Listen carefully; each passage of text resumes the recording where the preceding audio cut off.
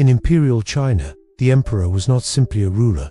He was known as the Son of Heaven, a living bridge between the human world and the divine order of the universe. His authority was absolute. His words became law. His survival meant stability for millions. Yet behind the red walls of the imperial palace, power created fear, and fear created betrayal. For more than 2,000 years, China was ruled by dynasties that rose and fell: Qin, Han, Tang, Song, Ming, Qing. Each dynasty promised harmony. Each dynasty feared collapse. And within the palace, danger did not come from invading armies. It came from the shadows. The Forbidden City was a sealed universe. Only a select few could enter its inner chambers: empresses, concubines, eunuchs, court physicians, and trusted officials. Every movement of the emperor was controlled, every word recorded, every meal prepared with ritual precision. Food was life, and food was vulnerability. Imperial meals passed through dozens of hands. Ingredients were selected by stewards, prepared by cooks, handled by servants, presented by eunuchs. Each step created opportunity. Chinese history records many emperors who died suddenly, not in war, not by assassination in public, but quietly, after illness, weakness, or sudden collapse. Official records use careful language: sudden sickness, heaven recalled him, natural causes. But modern historians see patterns that cannot be ignored. Young emperors dying unexpectedly, no long illness, no warning signs.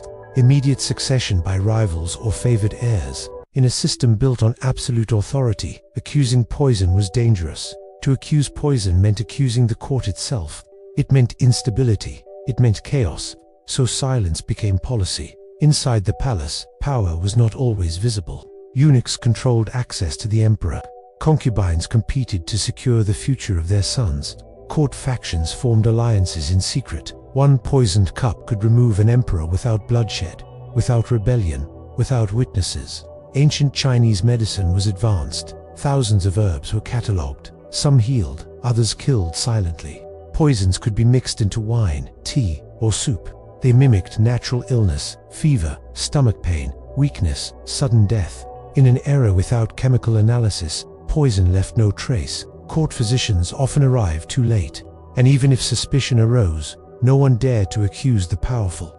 History tells us that many eunuchs gained immense power during weak reigns. They controlled food, access, and information. Some emperors trusted them completely. Others paid the price. Concubines also played a dangerous game. Their survival depended on producing heirs. If an emperor favored another woman, the future of an entire family line could vanish. Poison was not just a weapon of murder, it was a weapon of survival. Imperial historians were not neutral observers. They served the dynasty. Their duty was to preserve legitimacy, not truth. If a ruler died by poison, it threatened the idea of divine order. So records softened details. Timelines blurred. Causes disappeared. Centuries passed. Bodies decayed. Evidence vanished. Heat, humidity, and time erased all physical proof. What remains are whispers carved into official silence. Across Asia, the same pattern appears. In China, in Vietnam, in Angkor, in Ayutthaya. Power did not always fall by the sword. Often, it fell at the table. The emperor's throne was guarded by walls and armies, but his greatest enemy did not need to break gates. It only needed trust.